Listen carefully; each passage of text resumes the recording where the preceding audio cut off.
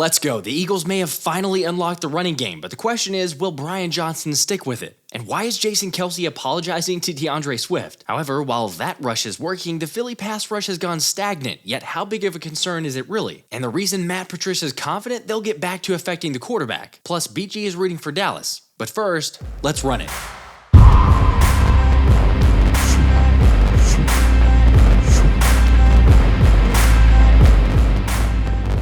What's up, guys? Alright, the Birds game is right around the corner, and they'll officially be going with a standard midnight green and white combo, as the Eagles will try to win the NFC East for the second year in a row for the first time since 2004. Not that you needed a reminder, but Philly was the last NFC East team to do that in the 21st century. So assuming we take care of business against Jonathan Gannon and the Cardinals, we can get that much closer to the division title with a Dallas loss versus Detroit. Although, like I'm sure most of us are still aware, the number 1 seed is still up for grabs, so is it crazy to say go Cowboys?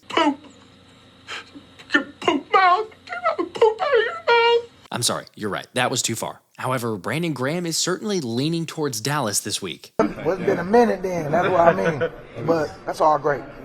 But you know what the biggest thing is, it's about getting to that bowl and whatever we got to do, whatever sacrifice we got to make as a team, which I believe we're doing that now. And, but it will be sweet to put on that T-shirt.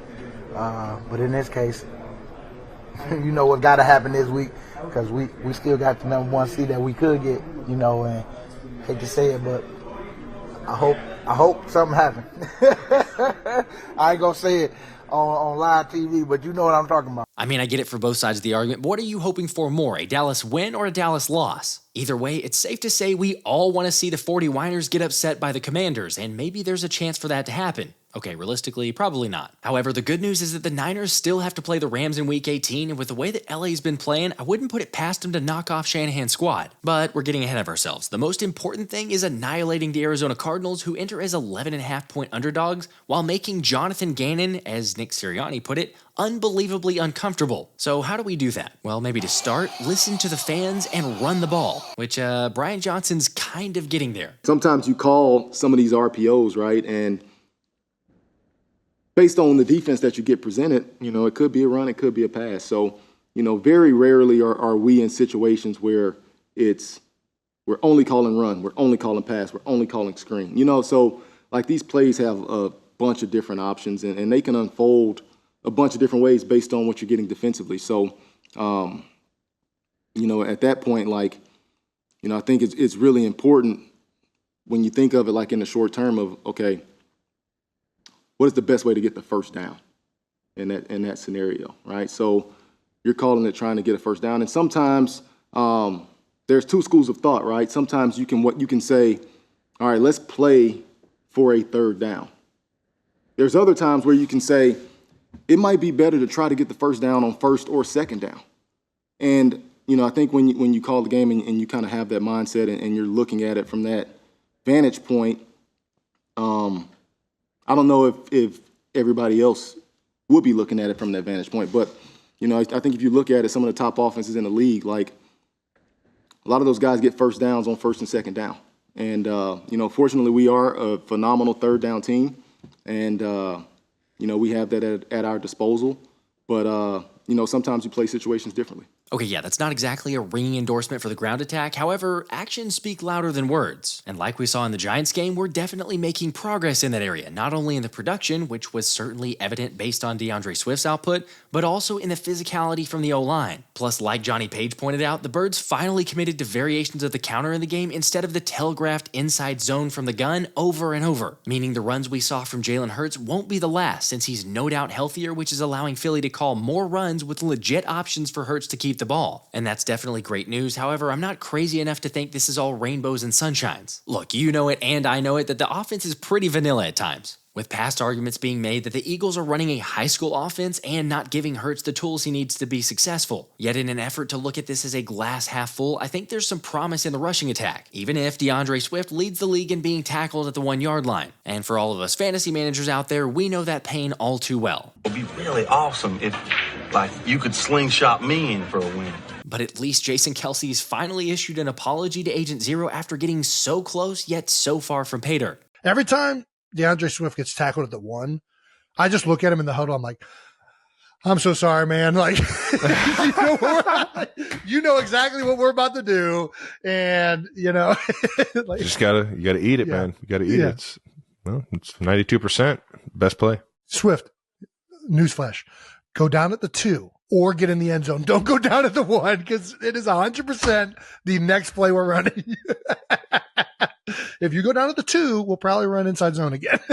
Man, I love that. Not gonna lie, these are the vibes we need from the team right now. A little bit of laughing, some high energy, some spirit, and really positivity. And that area of the game will certainly get a bigger boost with Landon Dickerson officially returning, as well as on the defensive side, Nicholas Morrow wasn't listed as questionable or out, so should be able to play Sunday after getting in a couple limited practices throughout the week. And like I've been saying for the past couple days, I'd expect Devonta Maddox play Sunday, but curious to see who ends up getting cut to make room for the vet. The good news, though, is that this means we're likely to see an increase from the pass rush given the added boost to the secondary's ability to cover, which the D-line hasn't been the most promising over the last couple weeks, especially with just 1 sack against the Giants and 1 sack against the Seahawks, where the Birds now rank 14th in the NFL with 40 sacks. However, despite the decline, Matt Patricia likes what he's seeing from the group. But I would say this, those guys are affecting the quarterback. Maybe not in the sacks, we're working to get there, but certainly the pass rush. And there's certain things, depending on the quarterback that you're playing and how you try to game plan the effectiveness of the rush, whether, maybe it's coming through the middle, maybe it's a certain side that you can get rushed to, get him out of his throwing lane, not let him step up through the pocket, right-handed quarterbacks versus, mobile quarterbacks, guys that want to stay in, guys that want to get out. I'd say the rate at which these guys are trying to get out of the pocket or escape, whether it's deep or up and through, is at a high rate too. That means they're feeling the rush from that standpoint. And certainly, I think there's things that I've got to do to continue to help these guys in those situations and scheme-wise that maybe we can do going down the road to help them have those guys, stuck in there a little bit longer so we can get after them. I think in the end, you're always trying to look at what affects the play.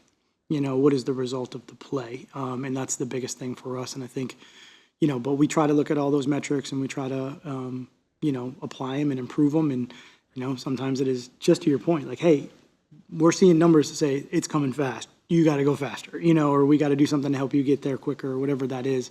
So I love all those tools, certainly from that aspect of it.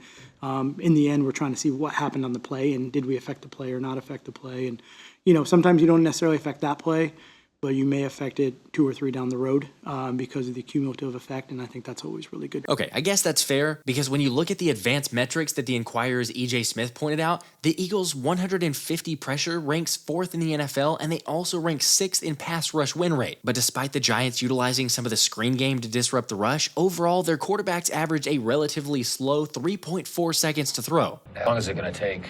Ballpark. Well, apparently not long enough. Yet I'm still confident Patricia can find the right blend to get it firing on all cylinders. And Anthony DeBona of Outside the Birds joined to provide his take on the D-line. The narrative continues to be pushed, understandably so, because it happens with a lot of them, but the rookie wall. I think everybody's familiar with this. In case anyone isn't, though, it's just normally the idea of, hey, rookie seasons in college, they're not obviously as long as NFL seasons. So you get to this stage, and usually as the college bowl games are going on right now, I mean, the season is wrapping up. You've had a month to prepare, or you're getting to about the month of preparation.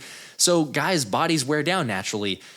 We've started to see Jalen Carter play a little bit fewer snaps, and then the question goes to Matt Patricia, hey, is this a possibility? Should we be concerned? Anything like that? What are you seeing takeaways from Jalen Carter? Do you think the rookie wall is going to affect him? And maybe are there ways to limit or kind of counteract that as we head into the playoffs?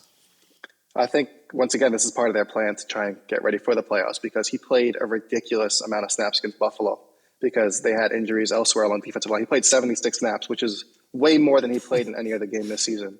I mean, he had 5 pressures in that game. He had a solid game. But he's had 5 pressures in the 4 games since then because they're tapering off his snaps. And I feel like that was just an absurd workload for him to have in that 1 week. So I feel like just now moving forward, they're kind of trying to reel him back a little bit, especially in these games where they might not need him as much. I mean, sure, he might be struggling. There have been questions about his conditioning before he was even in the NFL. So, I mean, it could be part of that and the longer season, as you mentioned.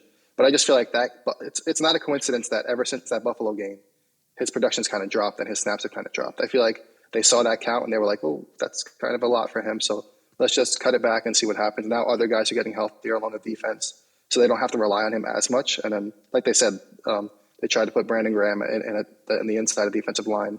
So I guess maybe cut him a little bit of a break. But I think we'll still see Jalen Carter play around 30, 40 snaps in the playoffs and moving forward. So I'm not too concerned. I think it was just more so an absurd workload in that one game, and then now they're trying to just give him some rest ever since then. I think everybody's with you in the fact of we need Baby Rhino, we need Mr. Unblockable, fully healthy, full strength, ready to go for the playoffs. So I said it, I think, a couple shows ago, but it wouldn't surprise me if we see that decrease in snaps over these last couple games because he doesn't need the snaps like some of these other rookies do. Hey, you know what? Get Keely Ringo out there, play Sidney Brown quite a bit, play Nolan Smith more often, get those guys some more confidence heading into playoffs. The question though still becomes, what's up with the pass rush? Curious to get your take on that because, again, it's been, I think it might have been a little bit unrealistic storylines or the thought of, hey, 70 sacks last season, this team can do it again. Yet, great year last year, but that just doesn't really happen too often. Still, though, there's lots of playmakers on this team, as we know, certainly on the defensive line. And, you're getting some pressures. It's a little bit more closer to the middle of the pack. The sacks are for sure right around the middle of the pack. What's the issue? And certainly of the last couple games, too. You had one sack against the Giants, I think one sack against the Seahawks, if I'm not mistaken. Is there anything that you're seeing from the games, takeaways, anything you read? Just curious your thoughts there. I think part of the reason that kind of Jalen Carter has struggled is the same thing that the rest of the team is struggling because, especially after releasing Derek Barnett or whatever the case may was, where they started to rely a lot more heavily on these guys, Haason, Reddick, and Josh Sweat, playing a lot more snaps than they were used to, especially last season. There was much more of a rotation last season. I feel like that kind of kept them fresher, and they were able to finish these plays where they're still getting a lot of pressures. Haason Reddick and Josh Sweat both have 60-plus pressures. That's top 20 in the league for both of them. And the Eagles are only one of 5 teams that have 2 rushers with 60-plus pressures. The other ones are the Browns, the 49ers, the Ravens, and the Jets, which I feel like we all view as pretty elite defenses or close to it. So I feel like the pressure numbers are still there. They're just not finishing the plays. They only have 40 sacks, which is tied with the Raiders for, I think, 17th in the NFL. So I feel like they're getting pressures. They're just not finishing the plays.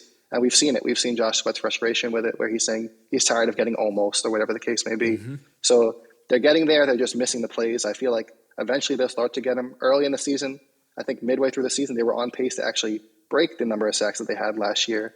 It's just now I feel like now that these guys are playing such a high amount of snaps, that's kind of hurting them in a way because they're not able to finish these plays, especially late in games. So it would be nice to see them play maybe Nolan Smith and some of these other guys, Milton Williams, a little bit more, and then kind of taper down on the other guys' snaps to keep them fresh. But it's just, I guess we'll see moving forward. Okay, what do you guys think about the pass rush? Is it alarming to you, or do you feel like with a couple weeks to get healthier and fresh that it'll get back on track? Speaking of getting back on track, it's time for the Week 17 picks, where we got back in the winning column after going 2-1 last week. So this week, give me New Orleans on the road in Tampa plus 2.5, and I'll also take Minnesota hosting Green Bay -1. Finally, come on, baby. It's time Philly covers for once. I'll take the Birds laying 11.5 at home. Okay, let me know what you guys think or if there's better picks you're eyeing out there. By the way, in case you haven't tried out BetMGM yet, your first entry is a guaranteed winner when you use my link in the description to sign up. And a reminder about the live stream Sunday for the early kickoff game, which is definitely going to feel a little weird playing that early. But come hang out with us on New Year's Eve for the watch party. All right, let's hear those score predictions. I'm going to go with Eagles 31-13. This has been the Philly Special.